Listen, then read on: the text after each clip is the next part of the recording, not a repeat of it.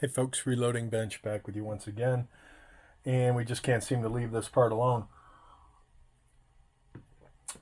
because I am going to do something a little bit different for addressing these super freaking janky rivets. What a total piece of shizzle. And the reason I say that is because, yeah, they work, and as you saw in my previous videos, one of mine was damaged. Again, no big deal. It's a cheap piece of plastic. But if you look at presses from years ago, they had screws in here. And that's the right way to do it. It also means you have to tap these cast aluminum or whatever this material is, steel,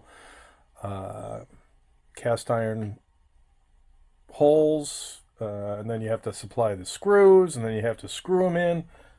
So I'm sure that from a cost containment point of view, these cheapy plasticky things are obviously quicker and easier to deal with. So it all comes down to cost. So I figured out what size hole this is. This is a number 10 hole, and I decided to go with a 32 pitch thread instead of a 24 because since there's not a lot of thickness here, I thought more threads per inch would be better for me. And I'm going to take my little tap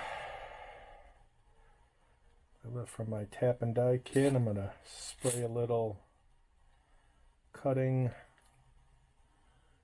I love CRC stuff. They make the best stuff. CRC cutting oil. I like their brake cleaner. They just have a whole bunch of good stuff. And this should not be a difficult process. So, I will not do all 4 of them for you here. I will just do one so you get the idea of what I'm trying to accomplish. And we'll see how.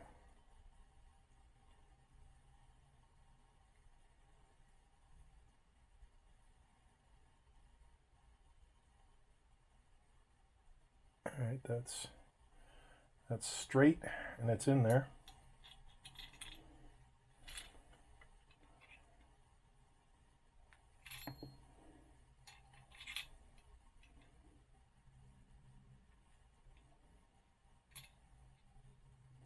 Am I on screen? Yes, I am.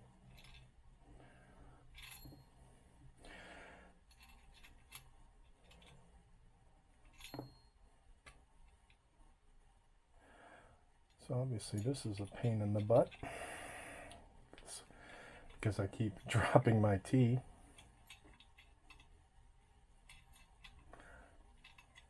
So I'm through.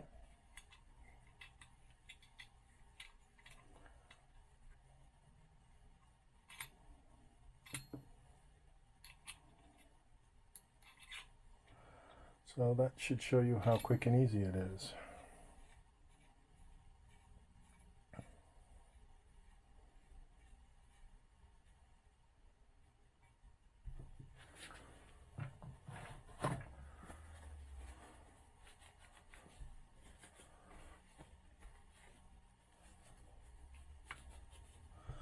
So let me blow this out with a little compressed air so that we have a clean hole.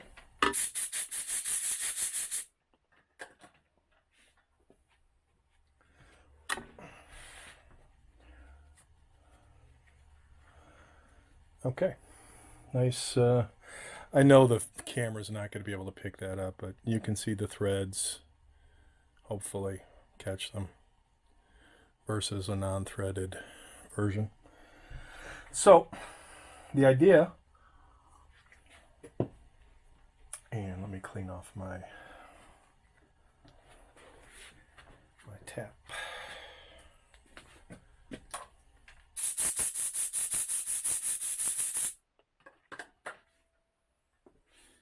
Because I'm going to take my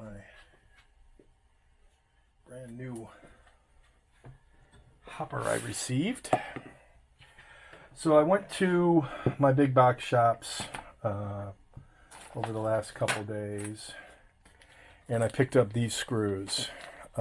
Stainless, 10 by 32 by 3/4. This was the smallest I could find at one of my big box shops. So I picked that up. I picked actually 2 of them up and started experimenting with, as well as picked up some brass knurls and started experimenting with that because I had 2 ideas. And then I went to another big box shop that had a bigger selection.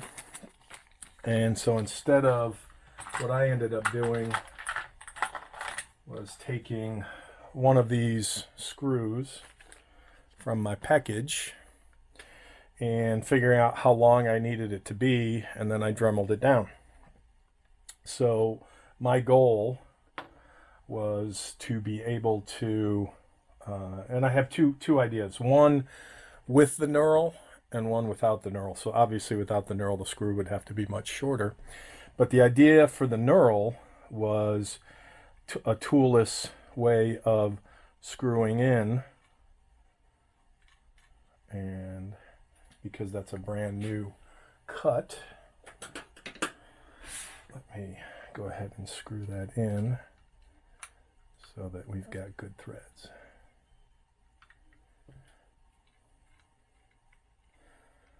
Okay, so now you get the idea.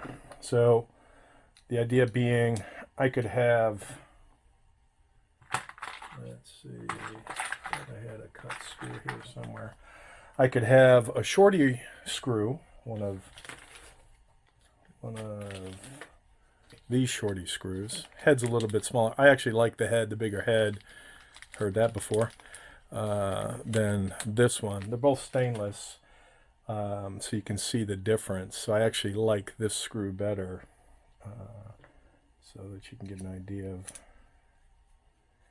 But the beauty of these smaller screws, smaller head screws, is I don't have to bust the Dremel out to trim them from 3/4 inch, cut 3 or 4 threads off. They're already cut the correct size. So it's half a dozen of one, 6 of another, but I actually like the way this screw head looks a little bit better.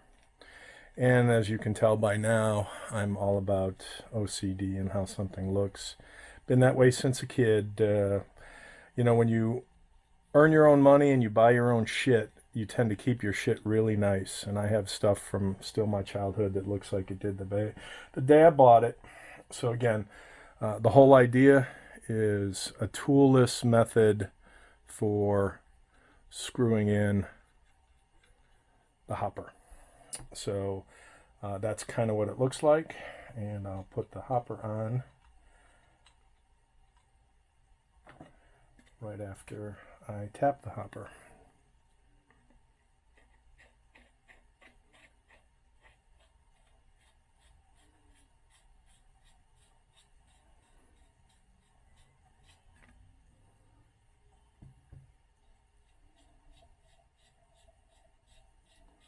And since I'm touching this hopper, I might as well do both sides.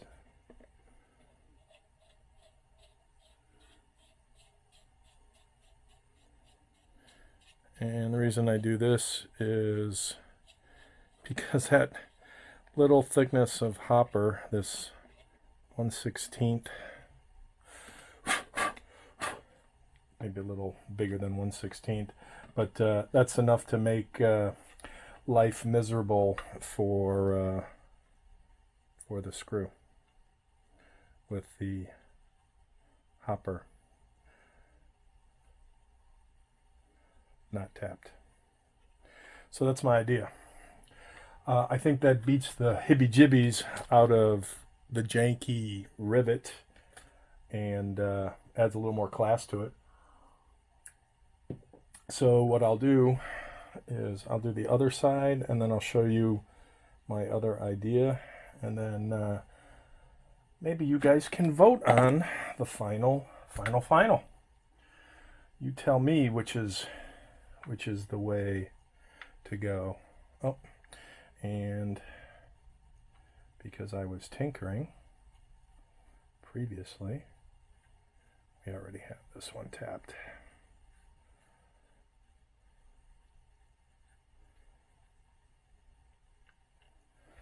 Let me blow that out.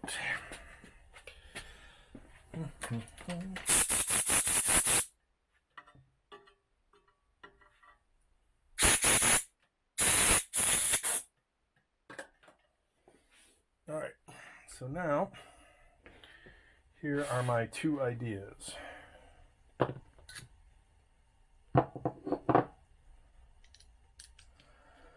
Idea number one, which means right now these screws are cut so that they end right at the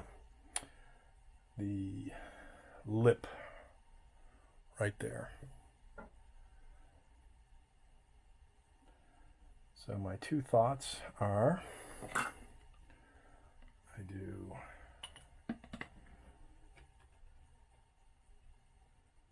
just a screw, which again, this would require additional cutting, or using a smaller screw from the other packs. But this is to show you what it would look like.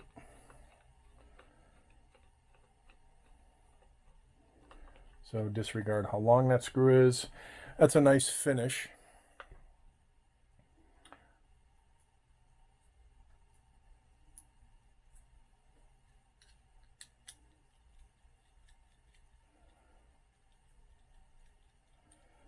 And this is what the other side, the other idea would look like. So maybe I'll go with let's see what the popular vote is. Not that I would listen to you guys, but maybe I'll listen to you guys. So I like the whole idea of the toolless. So there's idea number one, the toolless knurl, so that should I have to take it off, I don't need a tool. I kind of like, I'm a brass fan, and actually this reminds me of, let me bust it out, back to the days of Lee. This reminds me of the Lee powder measure in terms of how it mounts to my powder drop die. So there's what I'll call the fire engine look, the brass and red and clear toolless knurl, and then there's the cleaner look screw, but obviously would require a screwdriver. So not sure which one, and again I'd have to trim or use a stubby. So all my bases are covered. All my bases are belong to us. That's my idea. And cheers. Let me know what you think.